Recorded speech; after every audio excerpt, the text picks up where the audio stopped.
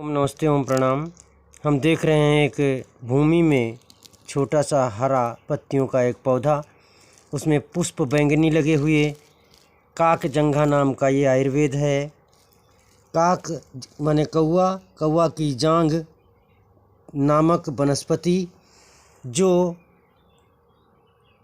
व्यक्ति खड़े नहीं हो पाते, खड़े होने में पैर कांपते हैं, झंझनी बाई, रेंगनी बाई, अरकुल निशा, खून की सफाई न होना, नसें साफ न चलना, गुमड़ी गुमड़ी सी होना। और यहीं पर मैं सफ़ेद फूल देख रहा हूँ, इसका नाम है मीनाक्षी मत्स्यछी। और जिसमें बैंगनी फूल हैं, इसमें इस जड़ी बूटी का नाम है काक जंघा।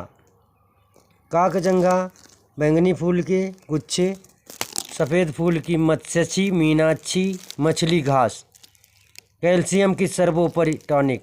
इसके फूलों से लग रहा है कि ये पनीर के टुकड़े हैं, मशरूम के टुकड़े हैं, अर्थात कैल्शियम है हड्डी मजबूती के लिए।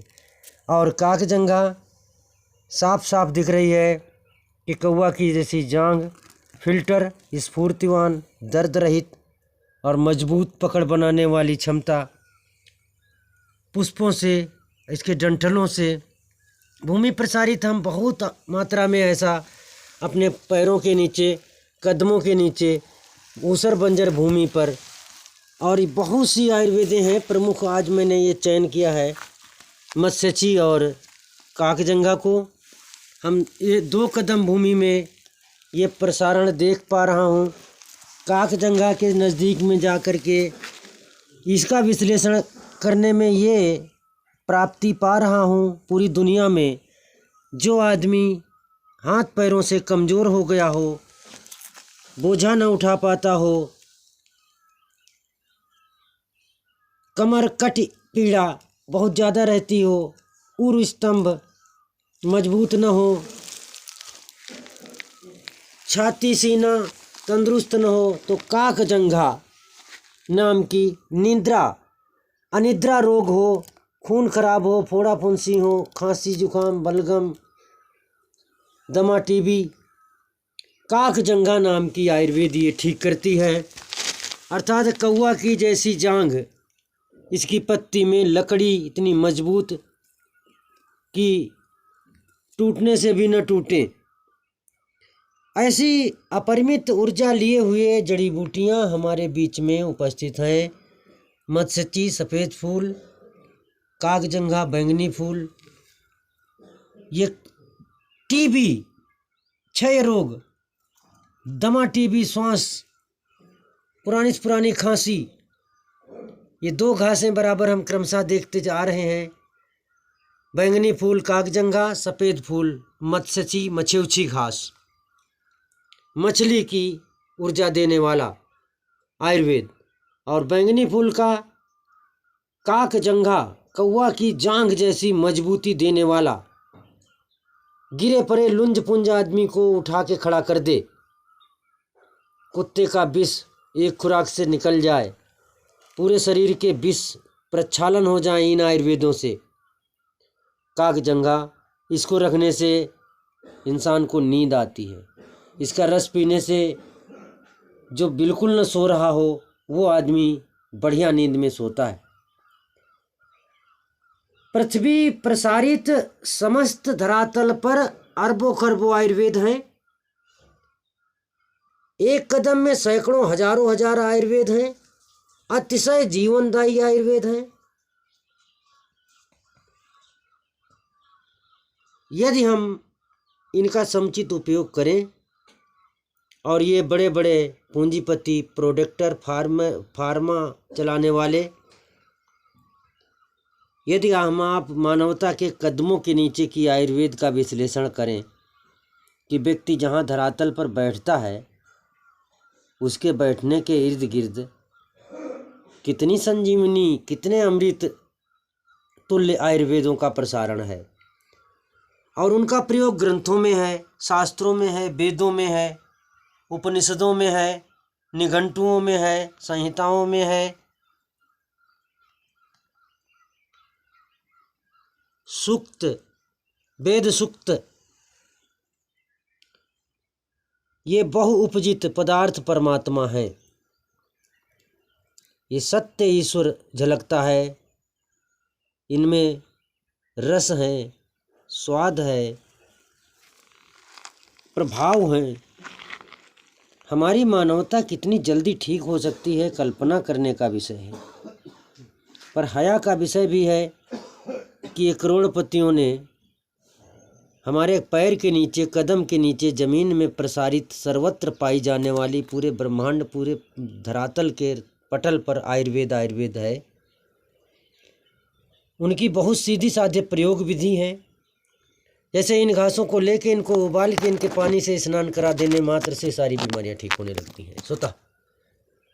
खूब गर्म करो पानी, उबालो, पकाओ, रस निकालो, कपड़े से छानो, उस गुनगुने पानी से शरीर में स्नान करो, पलोसा लगाओ, पूरे शरीर में मर्दन करो, अवलेह बना लो। इससे बड़ी कोई प्राकृतिक चिकित्सा नहीं है। Naturopathy health care system in through of atmosphere in our life care. जिंदगी की निगरानी जहाँ चल रही है वहीं पर इर्द गिर्द उस वातावरण में प्राप्त होने वाली आयुर्वेदें अमृत का कार्य करती हैं, संजीवनी कहलाती हैं। दुनिया से वैद्य विदेशों से बुला करके, और यहाँ मरा आदमी पड़ा, विदेश से वैद्य बुलाया जा रहा, संजीवनी लेके आ रहा। संजीवनी लेने के लिए ऐसा भेजा गया वाहक जो पूरा पहाड़ ही लेके आ गया।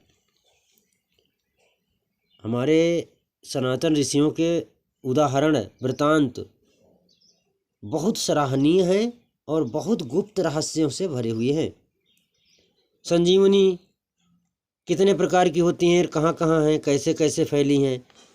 सोमरस, सोमकल्पा, पानी में रहने वाला बम्बू, वाटर बम्बू, पानी में होने वाला बांस, सोमरस, सोमकल्पा, सोमलता, उसको तोड़ो जोड़ दो। जो कार्य करता है वही ये आयुर्वेदें करती हैं। ये काकजंघा भी विषनाशक, रक्त शोधक।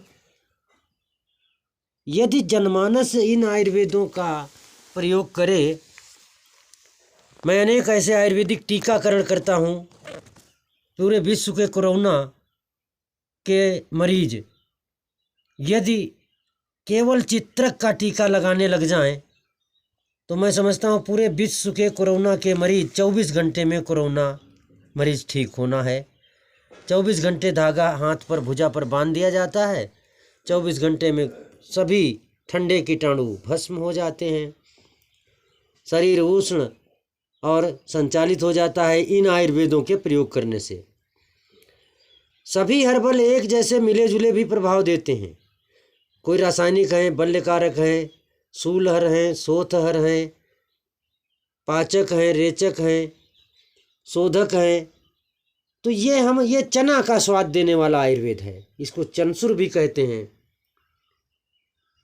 बिल्कुल चना की ऊर्जा और काकजंघा की ऊर्जा एक जैसी होती है। चना खाने में जितनी शक्ति नहीं प्राप्त होती, काकजंघा की चाय, शरबत या इसके रस से स्नान करने से इंसान को उतनी ही फुर्ती चुस्ती आ जाती है। आयुर्वेद जड़ी बूटी आप देख पा रहे हैं ठीक से, बहुत नज़दीक से देखने पर यह महसूस होता है कि जब ये इतनी बलशाली है, इस पृथ्वी पर इसे कोई सींचने नहीं आता। इसका माली सीधे परमात्मा है, प्रकृति है इसकी माता, और इसका उपस्थितिकरण है परमात्मा। हमारा भी उपस्थितिकरण परमात्मा है, और हमारी सामर्थ्य जितनी भी है वो माता की अक्षम्य क्षमता है। ये मातृत्व जितना घना होता है, कोई भी पौधा उतना ही सशक्त, मतलब का गुणवान, बलवान। हम आप सबका ये परम ध्येय बनता है कि गरीब अमीर कोई भी है, अपने पैर के नीचे इर्द गिर्द घर खेत में, खलिहान में, जंगल झाड़ी में पड़ी हुई आयुर्वेदों को परखें, समझें, सम्यक इनका अब फिर से मर्दन अवलेहन किया जाए। यदि आयुर्वेद का अवलेहन शुरू हो जाए, व्यक्तिगत रूप में, घर गांव में, हर इंसान में पनप जाए, तो मैं समझता हूँ कि हजारों साल के जो बुजुर्गों के प्रयोगशालाएं थीं वो हमारे आप समाज के बीच में ही आज भी मौजूद हैं। अच्छी प्रयोगशालाएं खुद से निर्मित करनी होती हैं, और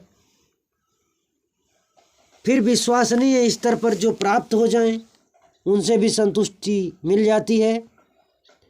परंतु आजकल के युग में, भौतिकवादी युग में, ये लुटेरे हैं, ये मार्केट पर छा गए, ऋषियों की धरोहर को व्यापार में बदल के व्यापारिक बना दिया। विश्व बैंक में, विश्व बाजार में हमारे पुराने ऋषि व्यवहारिक थे, व्यापारिक नहीं। ये करोड़ों अरबों खरबों रुपए रोज कमा रहे हों, परंतु गरीब के पैरों के नीचे ये इतने गहरे घने अमृत हैं।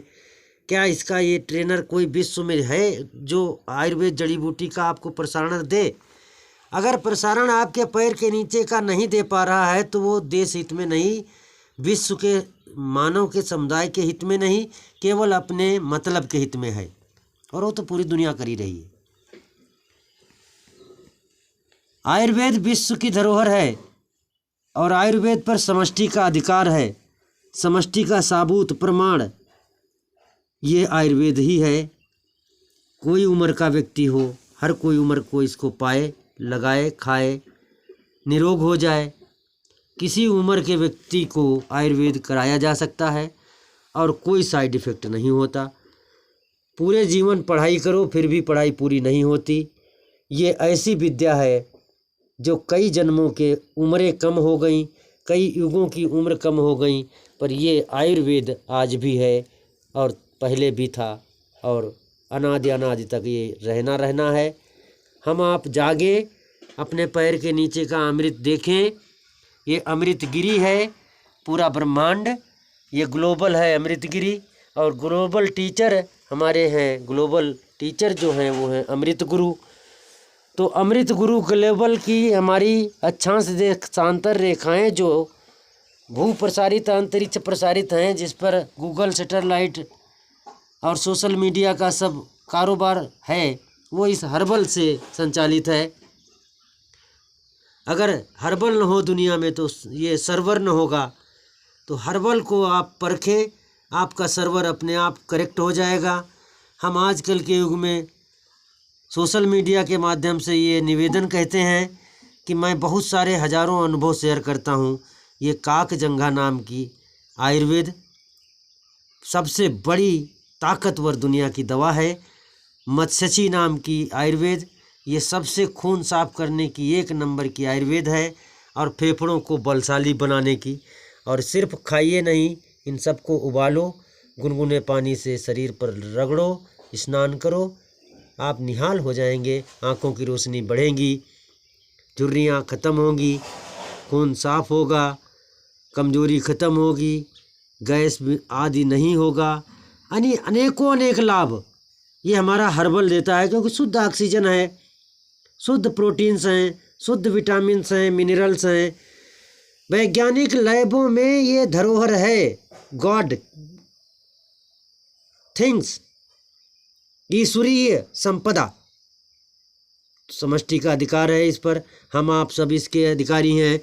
खूब जड़ी बूटी को पहचानो और ठीक से इसको गूगल से, नेट से सर्च करके, ग्रंथों से, अनुभवी वेदों से जनमानस में खूब फैलाओ और प्रयोग करो, आनंद उठाओ। काकजंघा और मत्स्यची आयुर्वेद के प्रयोग के साथ ओम नमस्ते, ओम प्रणाम।